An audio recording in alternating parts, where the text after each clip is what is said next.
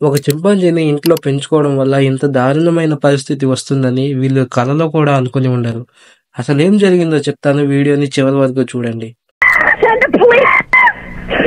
What's the problem there? The chimp killed my friend! What's the problem with your friend?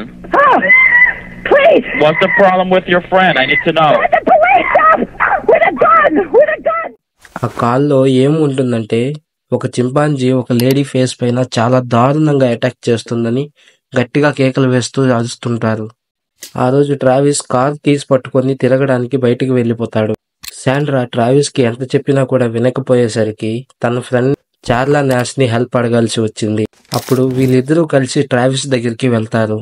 వీళ్ళిద్దరూ ఎప్పుడైతే Travis దగ్గరికి చేరుకుంటారో, Travis ఒక్కసారిగా hyper dangerous అయిపోయి Charla పైన చాలా దారుణంగా అటాక్ చేసి తన యొక్క హ్యాండ్ ని పూర్తిగా లాగేస్తుంది. శాండ్రా తన యొక్క ఫ్రెండ్ అయిన చార్లాని కాపాడడానికి ట్రావిస్ పక్కనే ఉన్న రాడ్తో మరియు కత్తితో కూడా పొడవడానికి ట్రై చేసింది. కానీ వాటితో ట్రావిస్ అస్సలు కంట్రోల్లోకి రాలేదు.